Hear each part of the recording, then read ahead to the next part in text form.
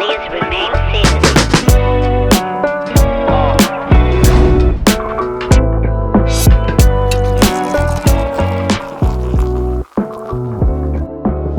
Hey everyone, welcome to 40 Pints, where we drink like the booze is free. Today we got Joe Sancio, expert marketer and podcaster, on the show today. Welcome, Joe. Thanks for having me. So every time that someone comes on the show, they get to have the drink of choice. What you choose? Bozal Mezcal. Tell us a little bit about it.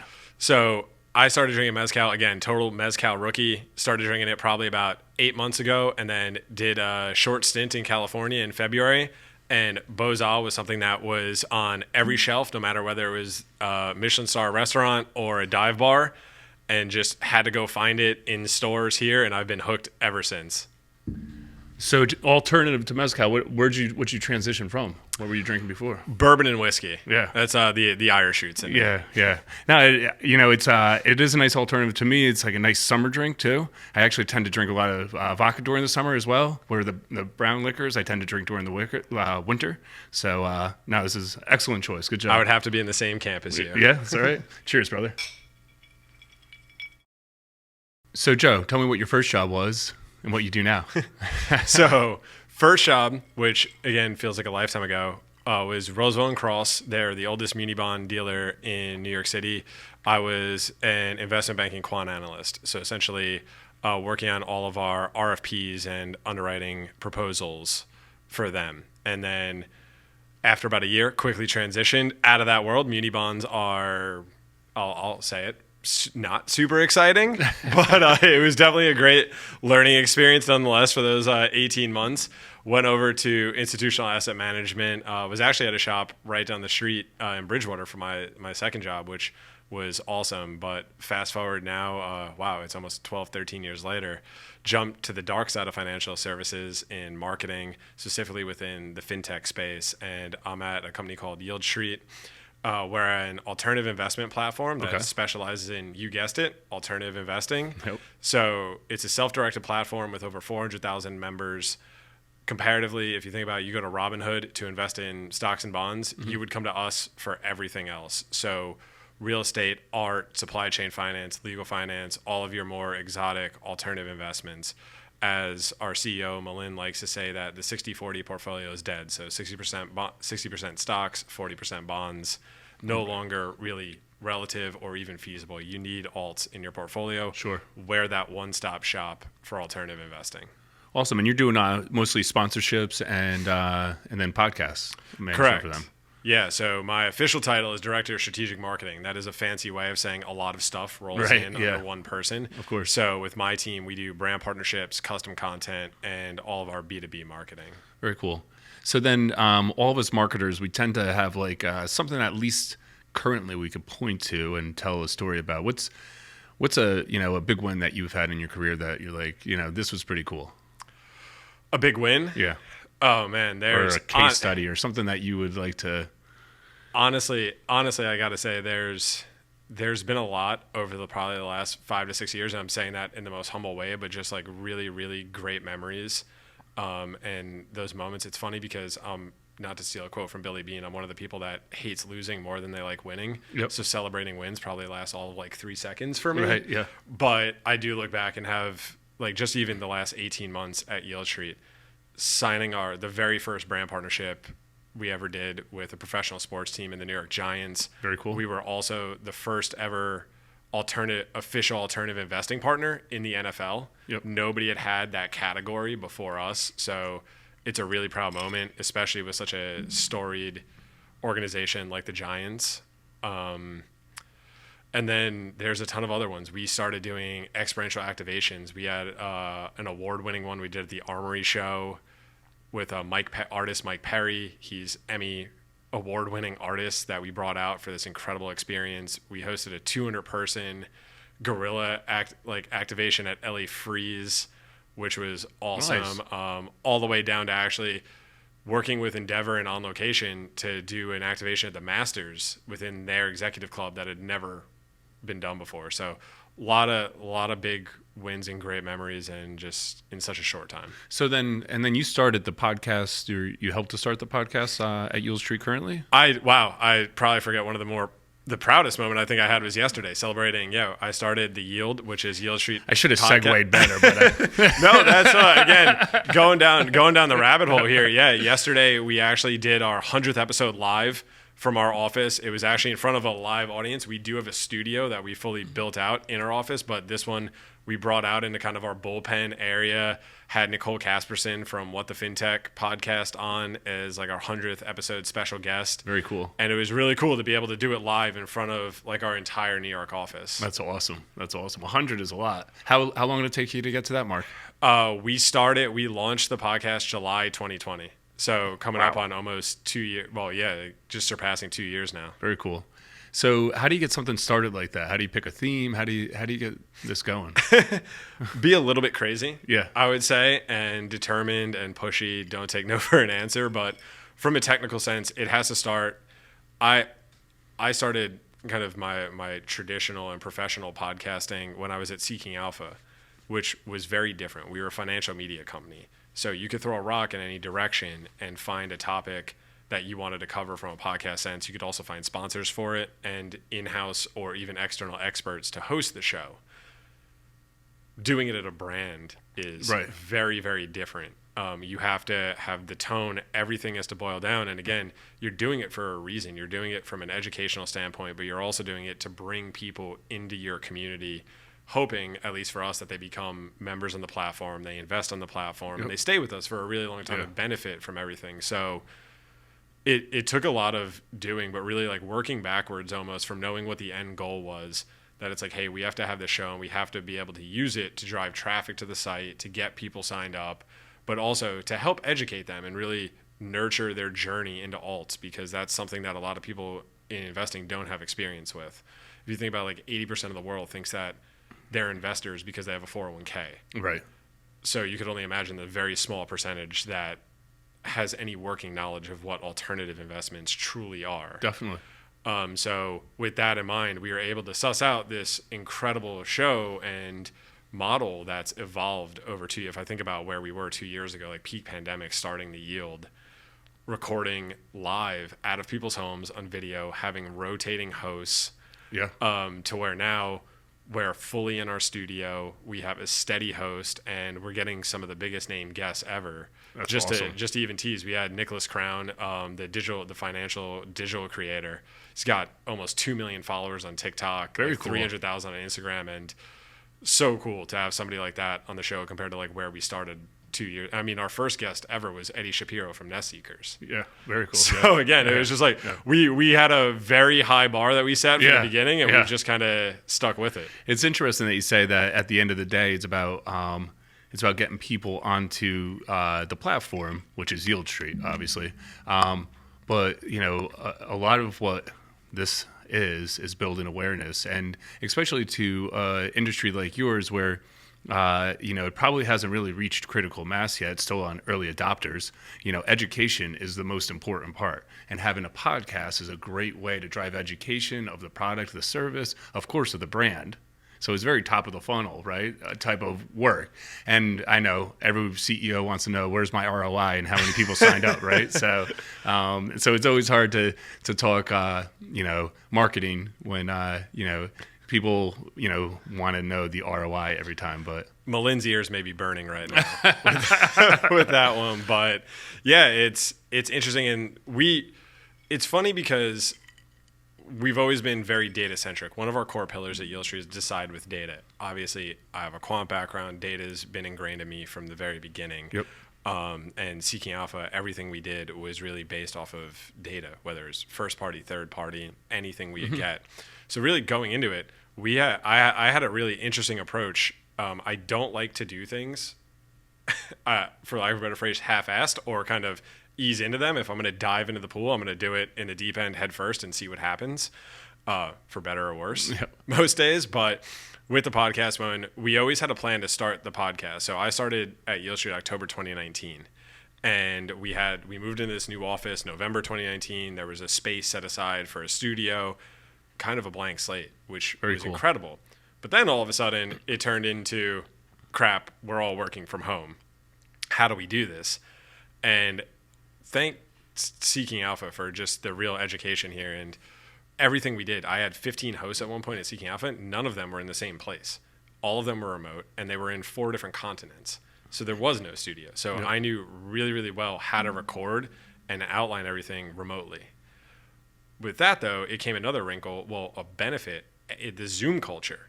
Yeah. Everybody all of a sudden was super adept at doing Zooms and open to it. Where if you tried, I feel like if you tried to do that pre-pandemic, it was a little wishy-washy. The attendance wouldn't have been there. Yeah. Yep. And so I had this crazy idea to say, let's do live shows. I loved watching podcasts on YouTube live. It was one of my favorite things. Yep. I've always used Apple Podcasts, dedicated there. I'm not a Spotify guy. Sorry. But between Apple Podcasts and YouTube with the video content, I was like, why don't we just go full bore? Video is king now, and it'll roll right into what we're trying to do on social. Zoom had an API that tied in right to our data warehouse. I'm giving away trade secrets here. So pretty much what we figured out was we could do a live show once a week, and everybody who registered or attended, we could back into, are they users on the platform? Are they investors? What are the behaviors they're kind of taking? And that was that direct ROI. And you could see, and you could have sample sizes as that audience grew, because we would strip out the audio. That's what we would use on Apple and Spotify. The videos would then go to YouTube a week or 2 later after the live show aired. But those are dark holes at that point. Like, Apple's not sharing email addresses or anything with you. So it was really the live show that was our bread and butter at that point, and what really proved out the use case for having a podcast and the time and money we spent doing it. That's awesome. I love that you're able to tie the analytics back. That's very cool. It's the nerd in me. Yeah, no, I mean, that's always important. Listen, if we can't prove at least something, then we got nothing to stand on. You know, the traditional form of advertising with no analytics is long gone. So most definitely. I mean, it goes back to I'm trying to think who said the quote, but it was, I know 50% of my marketing works, but I'm not sure what 50% it is. For us, we have the analytics to tie back that we know the podcast works. Yep. So I don't know if you guys watch PTI or pardon the interruption on ESPN, but I'm going to pull my Tony Kornheiser here and read a stat. So CNBC recently reported that 78% of podcast listeners did not mind ads in their podcasts, and 69% had reported that they introduced to new goods in the podcast. So why do you think there's such a positive sentiment for listeners about this new ad format, and what do you think of it? I'd be super curious, not to answer a question with a question, but I'd be super curious to know what percentage of those ads are host-read or programmatic. Yeah, that's a good point. And so we know programmatic ads are now coming way more online for podcasting than they ever had. Everything's streaming, traditionally, it was always host-read ads. I would guess that 78% is typically referring to host-read ads, which are really organic. Yeah. They're almost non-invasive. If you have a really great host, it's typically part of the content. Yeah. So you're not even skipping over it because you're like, I may miss a joke, I may miss a fun fact. Or you're just like, hey, these are trusted people. If you think about how often you spend with podcasts, you're invested in them. Yeah. It feels like you know the host. If you have a show that does 3 episodes a week at an hour a piece, that's 3 hours you're spending with those individuals. Yeah. You have a deeper connection to them than I think you probably do any TV show or like that. So it's honestly not surprising that you have such a heavy majority that are accepting of it and probably also purchase the products that are being pushed. That's what they were saying, 69% purchase actually the goods. So, and I agree with that for sure. I mean, I feel like when you listen to someone speak for that long every single week and day for that matter, you feel connected with them. And you almost feel like, hey, I know they're trying to earn money right now because they're not just here to drop knowledge on me or to entertainment value. They actually have to earn some money because I think most people understand the aspect of, you know, how this works, right? So, so I'd assume that's why 8 out of 10 don't mind it. It's a really good point, though. 100%. And it's totally valid. And I think, again, just because of that engagement and connection you feel to them, you're getting a discount code most times and you want to support it. So that's the podcast you listen to. That's your favorite. If there's a way to give back and you do understand, like, they're humans trying to make money, but you also need whatever product they're pushing at that time. Yeah, So right. it's win-win, really. Yeah, it's really win-win. Yep, you relate to it for sure. So then there's another type of trend or bandwagon going on where Spotify is acquiring a lot of podcasts. Of course, we know the biggest one being Rogan. So what do you think about this trend? How do you think that's going to change, how this all works and everything? I know you just said you weren't a Spotify guy, but how do you see this all going? So I'll definitely clarify there. I'm not a Spotify guy for podcasts. I do consume most of my music on Spotify. I just happen to like the user experience for Apple Podcasts a little bit better. And everything's already there. So I guess call me lazy that I just haven't made the transition. In terms of them purchasing hosts, it's number one, congratulations to every podcast or host that's been bought out by Spotify and solely on their platform. Good for you guys. That's the dream at the end of the day. But it's really interesting because I'm not quite sure how Spotify is going to get their ROI on that one. The amount of money that they've spent on Rogan, on they did have Obama and Bruce Springsteen's show and all the others. It's an insane amount to where I would love to see the correlation between money spent on podcasts and number of new subscribers. Yeah. I'd have to guess that it's probably not that high. Again, haven't really looked into it since I don't have the money to spend on hosts like that these days. Still trying to get hair and makeup for my host, Peter. But yeah, one could dream. Exactly. It's the small things. I just don't know. Again, Spotify seems like they have more money than they know what to do with. I just don't know how sustaining it is. I think it's totally freeform. Podcast was always kind of, I felt like a bit of a renegade going against the grain. So there's always an edge to it. I don't want to say it's gone to sellout territory, but I still think podcasters like that freedom. People who listen to podcasts don't want to be part of the bigger corporations in a way. Although you kind of are, but you're also not at the same time. So it's a big money business and they're doing it well, but I just don't know how much longer they're going to be able to sustain. Well, listen, I mean, like you said, people like freedom of flexibility of the platform that they, listen to the inventory on, right, which is the podcasters. But with that being said, it is a business and everything's a business, right? So if they want exclusivity, they may get subscribers out of it. But how that plays out, it will be interesting. I can't even remember the name of the two platforms that were streaming on radio that were trying to kill FM. And Sirius and oh my God, what was the other one? Producer's trying to give us a hint here, and I can't. I know Sirius is one of them. Yeah, Sirius and who? Yeah, what's that? Oh, XM Radio. Okay, XM Radio, perfect. Yeah, and there it is. Who bought the raunchy guy that Howard Stern. Howard Stern. And he had, I think it was at the time, he had one of the largest deals, and he just got another one. Yeah, I think it was still going. And don't quote me on this, well, I guess, or you can, and if I'm wrong, I'm wrong, but I'm almost positive he got $500 million or something for the show that he's now fully recording from the basement of his house in the Hamptons. Right. And guests are going, it's wild to me that that's still still a radio show. Is it a podcast anyway? I mean, you could, anyway, it's interesting. But speaking of business models, I think you could look at those two and question how much have they worked, because we couldn't even remember the brand names anymore. And 5 years ago, they were the Spotify of radio. And there were only two of them. Jeez. Yeah, I know, exactly. So there's a lot of people that are trying to, start podcasts. They enjoy doing this. Some do it for fun. Some do it as, a dream of, building something for themselves. Some do it as marketing. What do you say to people that are skeptical about even starting one at this point, knowing that there's so many out there?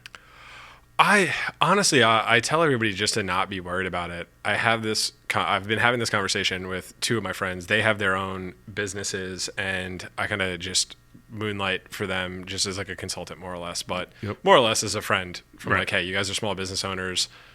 You want to talk social? Let's talk social. You want to talk podcast? We could do that. In terms of podcasting, it's always, if you have a story to tell, if you have a good niche for content, go for it. Don't be afraid to do it. Get your product 80% of the way there, and it's a learning curve. I've been doing this for years, and I'm still learning every single day. I have a phenomenal producer in this guy, Martin McAlina, we hired at the beginning of the year. phenomenal. I learn things from him every day, the same way he learns stuff from me. Yep. And it's that sharing of knowledge that's super helpful. It's continuously changing, and there is no perfect playbook to it. So as long as you're comfortable in front of a mic and a camera, which Right. I don't necessarily think you are until you do it, Agreed. try it out. And just, if you're going to do it, get to episode 10. I think that's Right. the hardest thing, and that's what I always preach of. Like, I think there's a wild stat that is 90% of podcasts don't make it to episode 10. Is that right? So get to episode 10 Yeah. and then evaluate from there if you want to keep doing it or Yeah. not. Yep. Think about like recording 10, 30-minute episodes. It's not going to be a huge part of your life, and it could become a huge part of your life if you do get there and do it. Yeah. No, it's interesting that you say that, because I mean, almost anything that you do really starts with consistency and the dedication to doing it, right? And then almost everything you do starts with that uncomfortable leap that you may not enjoy it, or you may be like, this might not work, and I think a lot of people are stuck in life with fear of it may not work. But I mean, as far as low investment to actually get something started, this might be one of the lower ones to actually do, So I don't see, other than time, for as far as money goes for equipment, if you want to do it cheap, you could still do it pretty inexpensively. And then it just keeps dedication, and then analysis and critical, constructive criticism of yourself of how can you improve it, right? So. And those are definitely the things that come over time as you get more ingrained and learn through it. I will say there's definitely a benefit to going with podcasting as your main source of content in a way. Like, we've been talking about this entire time that content rules everything. For sure. More or less. Podcasts give you every bit of content you could ever hope because they're multi-channel. So within one 30-minute episode, you're going to get all of your social clips. You're going to get hot takes and quotes. Yep. You could then have the transcript at super low prices, and depending how you're recording, it may already do it for you. That is essentially SEO friendly. Yep. That you could post as the transcript to your site or your blog. You can summarize it and have the key takeaways, and you could link to the show itself. You have content for your YouTube channel now. It's so multifaceted that if you spend 2 hours a week on your show, you're getting 20x that in content. Yeah, for sure. And like you said, there's once you do it, there's so much to go. So, but the content is important, and a lot of times it's about the guest. Of course, you could do a solo podcast. How do you recruit guests, and how do you plan on the content, and how do you research them? What's your process around that, if you don't mind sharing? It's not at all. It's really it's one of those processes that's definitely evolved over time. Getting guests in the beginning was most certainly by any means necessary. Right. And we really relied on, again, being an investment education show. We relied on all of our investment heads, our managing directors, our internal network, our PR agency, really anybody. It was just like, hey, if you have somebody, the memo went out to all of Yale Street and pretty much said, hey, if you have somebody that you want to be on the podcast and you think would be a really good guest, send it our way. We'll vet it. They don't have to do anything. You don't have to do anything. We'll do all the heavy lifting ourselves. Now it's evolved into where we get to be a bit more selective. We have guests come to us. We do have we have our PR agency that definitely helps out here and there, and we have a booking agent that is on retainer. They send stuff to us pretty regularly, I will say. That's but cool. We do have what's nice though is we do have the option to be a bit more selective these days than. So then what's show previously. planning look like? So you get a guest. What's show planning look like? How does that go for you guys? Oh, thank God for my producer, Martin, at this point, because we have an amazing process. He's made it even better, but it is really seamless. I try to say when we're having guests on the show, we like to make it as painless as possible. Your team and you have done an amazing job with Appreciate this show. that. It couldn't have been more painless. And so very similar to that, where we write the outline, we have the description. When we're courting a guest or we know a guest is coming on, it's about what's the topic, what's the theme, what is the overall goal of that podcast. Our host Peter loves to tell us, he's like, I don't need the full outline. I just need like 3 bullets as to what we're trying to achieve with this episode, Right. and who the guest is. Everything else, he's like, it's a nice to have, but we don't need it. We do it anyway, and because it's typically for the guests themselves, just to kind of give a quick outline. We do warn them, hey, we may go off script, or we're going to go down rabbit holes. Yeah, for Whatever sure, you yeah. want to do, it's totally fine. And then once that's done, we do one live episode a week. We do a few others that are, as we call them, on demand. They're just pre-records that still go out on all the channels. And everything else comes down to post-edit, which we try not to do a ton. We take out the ums and the likes. Sure. The intro and outro go in, but Yep. outside of that, it's pretty raw. Yeah, well, that's what we find too. Almost anything with is around process and creating an efficiency, right? And then looking at it and say, okay, either whether a mistake was happening or something's going too long, is how can we do this better? How can we make this more streamlined? And that's how you can create consistency. And as you said, get the quantity that you're looking for. Absolutely. So if I didn't know what to ask you about podcasts, what would you tell me? You have to consume podcasts. I like that. I would definitely say if there's one thing to learn about podcasts, is just consume podcasts. I think the last time I checked, there's over 1 million shows listed on Apple Podcasts now. So there is something out there for everybody. And whether you just want more content, whether you're thinking about starting your own podcast or you're going to be a guest on a podcast, go listen to a few first. It's awesome. And just, you'll get hooked. I'm convinced. Love that. I didn't know if you're going to be able to answer that question. That was perfect. So a few rapid fire questions for you then. You ready, Joe? Fire away. Favorite podcast? It's going to be a not safe for work one, but Drinking Bros. It's a great, fun, entertaining show. They cover everything from satire and comedy and sports all the way to kind of like your political news and Nice. whatnot. It's just part of Tether Media Ball Academy. They have an awesome network of shows. One of the newer ones is Softcore History. A couple guys from Total Frat Move came over to the network. They have a show where they tackle every week. One of the hosts brings up a topic in history or a person from history, Right. and it's pretty satirical, but it's absolutely hilarious listening to these guys go down rabbit holes about different periods or events in history in a very just not safe for work way. That's perfect. What was the platform you said is your favorite for podcasting? Apple Podcasts. What's the coolest guest you ever had on your podcast? Personal favorite or in general? Sure. I would have to say I did an episode recently, and this is just, I'll say, of the episodes I've hosted myself. I did an episode with Jeff Fiegels, the former Giants kicker. Nice. Yeah, I remember Fiegels. Yeah. Absolutely amazing. Yep. He was such a great guest, and he has a background in real estate investing too. So he was also no holds barred, incredibly candid, talk crap about Tom Brady, which That's awesome. was hilarious to me. And kind of brought up he's an avid golfer, and I made a joke about getting him and Brady on the course together. He's like, "Oh, it's fine. I already beat him once in a Super Bowl." So awesome. Yeah, he was great. I think in shows overall, we had Ryan Seahan on, the huge real estate mogul, and he was phenomenal. I know a lot of people feel certain ways about him, but just incredible speaker, great guest, very knowledgeable, and couldn't have been a nicer person. And then you sometimes take your podcast on the road, or the podcast on the road. We do. What's the coolest spot that you ever did one? What was one of the funner places?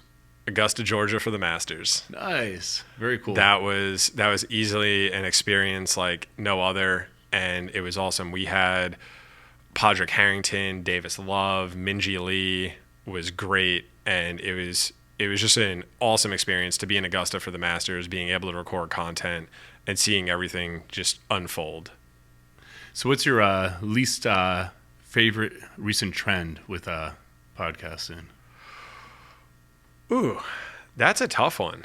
I don't know, because I kind of feel this just may be like the politically correct answer here, just avoidance in general, but I think podcasting is such free form and a safe space for everybody that there is something.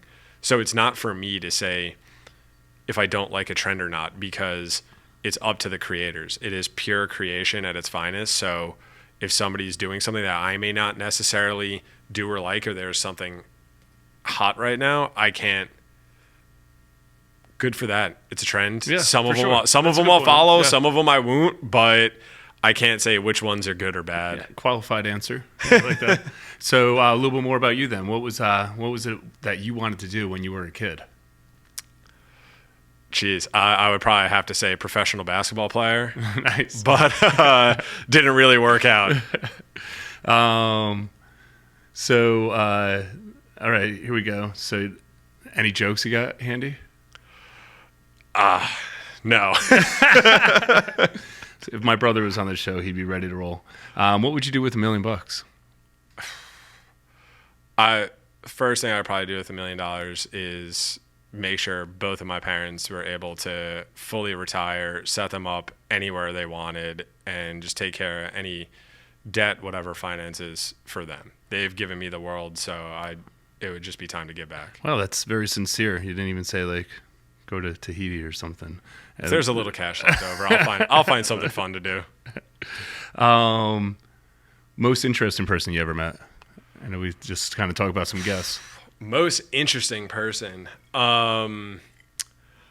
This is going to be a bit of a selfish one. I got to say, most interesting person I've ever met had to be Ray Lewis. I'm Really? I'm a Ravens fan, so yeah. It was. Did you tell the Giants that? I did. I'm not allowed to wear Ravens gear to the game, and I don't.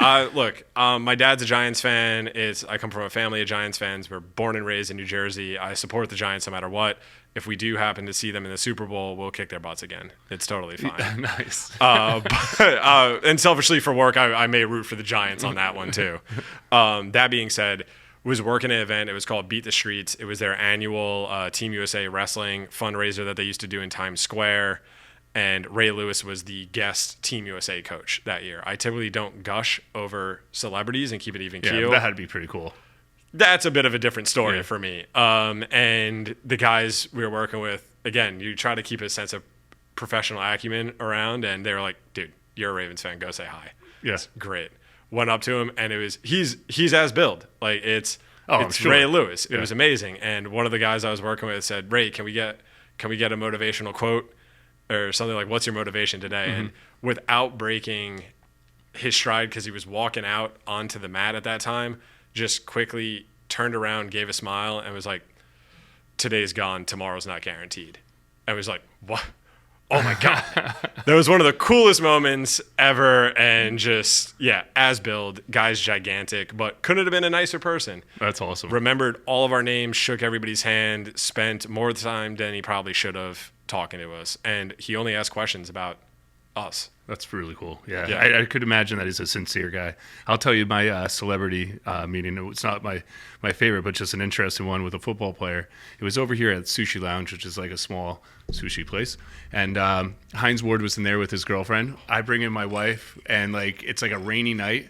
And I think he was in town because he was doing announcing for when the Super Bowl was in town. And